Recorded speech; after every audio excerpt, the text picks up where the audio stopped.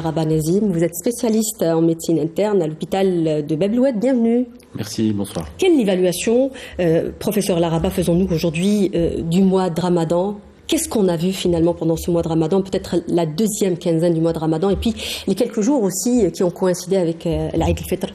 Ce qu'il est constaté aux urgences comme en consultation spécialisée, il y a des urgences métaboliques. Vous citez le diabète, mais il n'y a pas que le diabète qui se retrouve où l'incidence des événements est élevée en deuxième quinzaine de Ramadan et après Ramadan. En fait, ce qui est constaté, c'est que finalement, il y a un souci d'éducation thérapeutique des malades. Donc l'insuffisance rénale, l'insuffisance cardiaque, le diabète, où il n'y a pas une préparation des plus idoines, en tout cas des plus efficaces du malade pour Ramadan. Ramadan, c'est une épreuve, il a des bienfaits, mais il y a aussi des risques pour pour ce type de pathologie où il y a une maladie chronique, où le patient doit, pas comme la maladie aiguë, où le patient doit connaître sa maladie et surtout les complications qu'il peut avoir. Et ce qu'on voit, c'est qu'il est vrai qu'en termes d'hospitalisation et de réception au niveau des consultations en urgence ou bien en spécialisé, on voit que, comme vous avez dit, beaucoup plus d'acidocétose en deuxième quinzaine de Ramadan et après Ramadan. C'est-à-dire que les méfaits de ce mauvais contrôle, de cette instabilité, le mot que vous avez choisi, je trouve qu'il est parfait pour la situation. La prise en charge dans le libéral et dans les hôpitaux, parce qu'on dit généralement que beaucoup de malades chroniques aujourd'hui chez nous se font suivre par des médecins dans le privé. Pourquoi on n'arrive pas aujourd'hui à avoir une sorte de lien justement entre les médecins hospitaliers et les médecins peut-être libéraux pour améliorer la prise en charge? Il est vrai que la complémentarité est à travailler. Oui. C'est vrai que notre système de santé est un peu dichotomique où on a l'impression que c'est deux systèmes qui ne se complètent pas finalement. Qui ne se complètent pas. Et il est vrai qu'il y a un travail à faire de ce côté-là. En termes de renforcement de la prise en charge des malades, c'est vrai que à Constantine, mais ailleurs, je pense que le cri qu'a donné du professeur Nouri pour dire attention, c'est pas uniquement des consultations qui augmentent, c'est aussi la mortalité. Apparemment, voilà. Il me semble que on peut trouver la réponse dans ce qu'a dit le Dr Hamouten en disant les 3 ans de Covid, il faut essayer de trouver. Il y a une partie de la réponse qui est dans ça. Ça veut dire que le lien qu'il y a entre le médecin traitant et le patient a beaucoup souffert de ces 3 ans de Covid. Et ça peut se voir dans le Ramadan. Elle dit bien que, Dr Hamouten, elle dit bien que c'est un travail de longue haleine. C'est clair. Il s'agit d'éducation thérapeutique où le malade est au cœur du processus. C'est lui qui décide. Où le malade devient son propre médecin. Devient son propre médecin. On lui donne, nous, un avis éclairé, on lui recommande d'eux, mais finalement, la décision lui revient. La question est très complexe, très sensible quand c'est Ramadan. L'humanisation des soins, oui, mais il n'y a pas que ça. Il y a la société qui doit s'emparer de cette question. Le médecin, il recommande, mais c'est pas le grand Manitou. C'est clair. Il n'est pas là pour imposer. C'est un point très important, la relation patient. Mais la relation, il faut quitter le dogme de dire la relation médecin-malade est une relation verticale. Elle est horizontale maintenant. Et quel que soit le niveau d'éducation du patient, s'il est universitaire ou là il a quitté en élémentaire, il doit comprendre sa maladie, quelle qu'elle soit. Le diabète, l'insuffisance cardiaque, l'hypertension, il faut qu'il la comprenne, il faut qu'il la gère, il faut qu'il apprenne à la gérer, il faut qu'il sache, qu'il soit au fait des risques qu'il prend quand il jeûne. Et c'est vrai que je rejoins le professeur Nouri pour dire que les imams doivent prendre leur part de responsabilité. La société doit prendre... Je pense qu'aujourd'hui, ça se fait quand même, beaucoup d'imams disent aujourd'hui, par exemple, quand un malade va consulter un imam, il lui dit il faut voir avec votre médecin. Oui, mais on ne les entend pas beaucoup avant Ramadan. Moi, j'aimerais bien que dans les journées de sensibilisation, c'est pas pendant Ramadan. Moi, en tout cas, dans nos consultations à l'hôpital, en tout cas à l'hôpital dans lequel je travaille, on sensibilise les médecins pour aborder le sujet, quelle que soit la spécialité, les 3 à 4 mois qui précèdent. Ça, c'est un point très important aussi, professeur Laraba. Est-ce que nos médecins sont aujourd'hui conscients que leur travail ne se limite pas à soigner le patient, mais plutôt à l'accompagner? Ça aussi, c'est très important. Expliquer la maladie. Professeur Nouri, peut-être plus qualifié que moi pour parler d'éducation thérapeutique. Mais, il ne va pas me contredire, l'éducation thérapeutique a commencé avec le diabète. C'est lorsqu'on a dit il faut externaliser la compétence médicale, le patient, c'est une notion récente. Il doit participer à sa prise en charge. Et ça a commencé avec l'insuline. Ça veut dire que l'insuline injectable, avant, Bakri, l'injection ne se faisait qu'à l'hôpital. On a externalisé ce geste, on l'a généralisé, on l'a un peu banalisé, et c'est comme ça qu'a débuté l'éducation thérapeutique. Mais je vous dis, elle galope, elle a beaucoup de champs de compétences, et puis ça dépasse le sucre. Il y a le sel aussi, dans le cœur et tout ce qui est cardiovasculaire. Il y a également l'éducation thérapeutique au sel. Et donc je vous dis, ça dépasse l'hygiène, c'est une question tellement complexe, tellement sensible. Et c'est vrai que la personne qui a 60 ans, à qui on dit, à partir de cette année, c'est plus possible, alors qu'elle a jeûné 45 ans, 50 ans avant, il y a un jeune médecin qui fait la moitié de son âge qui vient lui dire ça va pas être possible. Il aura du mal à l'écouter, ce médecin. Il aura plus tendance à dire qu'est-ce qu'ils vont penser mes voisins s'ils me voient boire, s'ils me voient manger, qu'est-ce que va penser mon fils? Oui, il y a beaucoup de stigmatisation aussi, c'est clair. Il n'y a pas que les diabétiques. J'ai ce chiffre, je ne sais pas si vous pouvez le confirmer, par rapport aux malades souffrant de maladies cardiovasculaires. Pour rappel, les maladies cardiovasculaires sont la première cause de mortalité dans le monde, mais chez nous aussi. Alors ils ont représenté pendant ce ramadan au niveau de l'hôpital de Mustapha Bacha 80% des urgences qui ont été admises. C'est équivalent. Ramadan n'a pas fait augmenter la proportion des urgences cardiovasculaires. Ici, ce qu'on dit comme urgence cardiovasculaire, ça va de la décompensation des urgences cardiaques, l'OAP, l'AVC, l'infarctus du myocarde, le pic hypertensif, l'ACOU. Ici, le malade qui fait Ramadan, qui jeûne, en fait, ces pathologies-là nécessitent une prise thérapeutique ou en tout cas pluriquotidienne. Ce que le jeûne ne permet plus. Dans le sens où, si je vous dis vous devez prendre un comprimé 3 fois par jour, faire Ramadan, ce n'est plus possible de le prendre 3 fois par jour. Et vous allez vous retrouver avec des patients qui vont réduire les traitements qu'ils prennent. Et c'est normal que, même si c'est pas le jour même où il va avoir des soucis, c'est le mois qui suit Ramadan. C'est pour ça que la deuxième quinzaine de Ramadan et les 15 jours qui suivent, on paye la note de la mauvaise observance thérapeutique, le fait de ne pas prendre correctement son traitement. Changer l'horaire, c'est grave. Changer plus grave, aussi. c'est le fait de se délester de certains médicaments. J'ai envie de poser une question sur nos malades, pour revenir un peu sur l'éducation thérapeutique, qui est un point très important dans ce qu'on est en train de développer dans cette émission.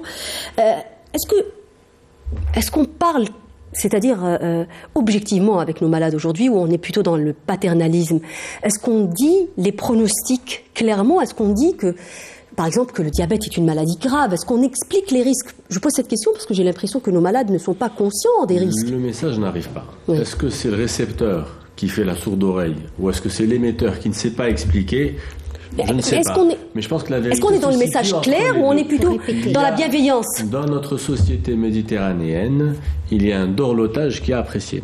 Il y a une manière de se décharger la responsabilité sur le médecin qui n'est plus en adéquation avec la pratique moderne de la médecine. Les malades, en tout cas, il faut arriver à les responsabiliser. Le diabète est vraiment la pathologie où l'éducation thérapeutique a pris son essor. Elle est née là-bas, et c'est vrai que le bénéfice de l'éducation thérapeutique est très important dans cette pathologie-là. Ce qu'on voit, et je rejoins Monsieur Nouri, c'est que l'impact de l'éducation thérapeutique, malheureusement, c'est qu'il parle de parents pauvres, malheureusement est un peu dédaigné par mes collègues médecins, et il est temps de remettre le patient au centre et de dire ça passe par l'éducation. Il a dit que... C'est-à-dire comprendre aussi ça veut dire que même chez celui chez qui on dit il ne peut pas, il ne doit pas jeûner, et qui résiste et dit non, je vais jeûner, il faut l'accompagner par de l'éducation thérapeutique. Ici, il s'agira d'adapter ces traitements à sa pratique que la médecine juge comme pas possible. Mais il y a un accompagnement qui se fait dans tous les cas. Donc il ne faut surtout pas braquer le malade. C'est-à-dire se dire finalement que le médecin n'est pas un technicien. D'abord, n'est pas un technicien et n'est pas un juge. Il n'est pas là pour juger la pratique religieuse d'un malade. Il est là pour l'éclairer. L'accompagner. Voilà. Quelle que soit la décision. Le diabète va affecter les organes nobles, à commencer par les yeux, pour arriver au rein et ensuite au cœur. Est-ce que on prend le temps justement d'expliquer à nos malades cela? Est-ce qu'on dit que le diabète peut vous rendre aveugle? J'espère qu'on essaie de prendre le temps. C'est vrai que c'est difficile aux urgences de l'hôpital de prendre ce temps-là. C'est pas fait pour ça. Mais en consultation de diabétologie, dans la consultation d'annonce, par exemple, nous sommes censés prendre le temps pour expliquer. Expliquer les traitements, la maladie, les risques, l'évolution favorable ou défavorable à telle ou telle conduite. J'espère que c'est fait. En tout cas, je milite pour que ça se fasse. Les complications aiguës vont accélérer de quelle manière? Les complications aiguës peuvent être le témoin de complications, en tout cas de phénomènes chroniques qui s'accélèrent. Oui. C'est vrai que là où c'est-à-dire si on devait les avoir dans 10 ans. Je vais vous donner un diabétique qui fait beaucoup d'acidocétose, c'est qu'il est mal équilibré. Il sera beaucoup plus à risque d'avoir une cataracte, de finir en dialyse, de finir amputé, qu'une personne qui ne connaît pas ces complications-là, ou bien qu'il y en a beaucoup moins. La complication est le témoin aigu, l'acidocétose, l'hyperglycémie qui mène à l'hôpital, ou qui fait que l'hypoglycémie, qui fait que ça, c'est le témoin d'un déséquilibre, d'une instabilité, d'une mauvaise prise en charge. Mais je vous dis, on peut pas mettre sur le dos du médecin tout ça. Le malade doit, même la société doit. Regardez ici, j'ai l'impression qu'on est en décalage. J'ai l'impression qu'on parle de Ramadan alors qu'Aïd là. C'est comme si Ramadan, mais on est content. L'Aïd aussi, il est venu. On est content de voir. L'Aïd aussi, il est venu en rajouter. Mais l'Aïd aussi rajoute aux diabétiques. Les festivités, le fait de faire des gâteaux et que le diabétique mange comme si qu'il ne l'était pas.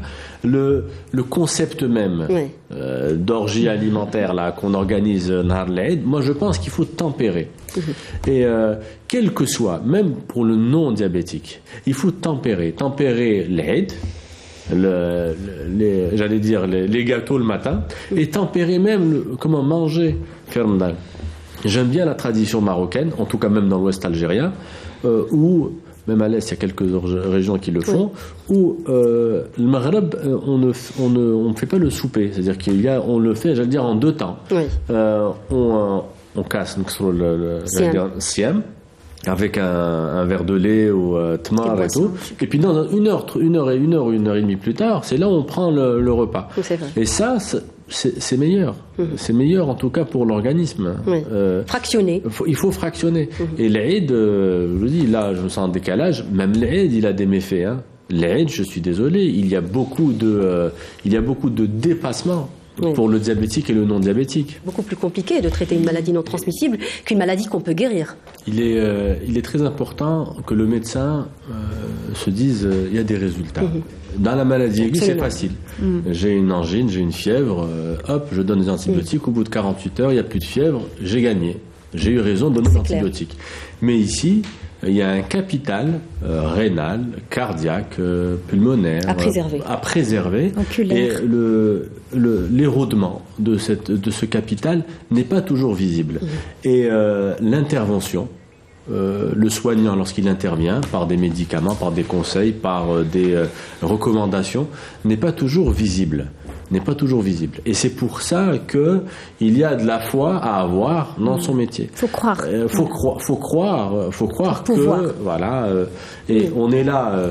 Il n'a pas des idées noires, notre ami Nouri. Il voit juste la vérité en face. Donc j'espère que les téléspectateurs, il est objectif. Et j'espère être tout aussi objectif que lui. Dire la vérité, céder d'exemples malheureux est une manière d'expliquer le scénario possible aux malades pour dire regardez où est-ce que vous pouvez aller. Par exemple, j'ai eu un malade qui a 60 ans, vous en avez 50 ans, et 10 ans de mauvaise gestion de sa maladie chronique, diabète ou autre. Il est arrivé, il a fait un infarctus foudroyant. C'est une histoire, par l'exemple, qui peut aider. Il ne s'agit pas, il faut surtout pas culpabiliser. Parce que culpabiliser, ça ne marche pas. Ça ne marche pas. Ça peut marcher sur l'entourage.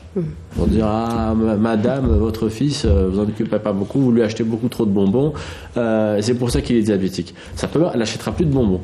Mais pour le petit, en tout cas pour le malade, ça ne marche pas, la culpabilité. C'est pas possible. Il ne faut pas rajouter, j'allais dire, du négatif, là il y a déjà du négatif. L'annonce du diagnostic d'une maladie chronique, on ne peut pas annoncer un souci sans donner la solution. Il faut donner un chemin. Et c'est ça le médecin ou même le soignant, c'est pas que le médecin, l'éducation thérapeutique, il n'y a pas que le médecin, l'infirmier, tous les professionnels de santé sont en capacité de donner quelque chose, de transmettre l'information. Qu'est-ce que vous en pensez finalement, professeur Laraba? Je vous fais réagir justement par rapport à l'accès au traitement, par rapport aux malades chroniques, aux diabétiques particulièrement, parce qu'aujourd'hui il y a des révolutions, quand même il y a des traitements qui ont révolutionné la vie des diabétiques. Les années 2000-2010 ont vu naître, c'est vrai, 2 classes thérapeutiques qui ont révolutionné la prise en charge de l'insuffisance cardiaque et du diabète. Et c'est vrai que c'est la diabétologie qui a permis ces avancées. Et je souscris au constat de M. Nouri qui dit que il y a un retard. Absolument. Il y a un retard que nous constatons, que nous déplorons et invitons qui de droit de faire en sorte qu'il y ait une égalité de chance entre le malade algérien et le malade du monde. Merci à vous de nous avoir prêté attention. J'espère que cette émission vous a été utile, qu'on a pu répondre à une partie, ne serait-ce qu'une partie des questions que vous vous posez. À présent, cette émission est terminée. N'oubliez pas de nous rejoindre sur les réseaux sociaux.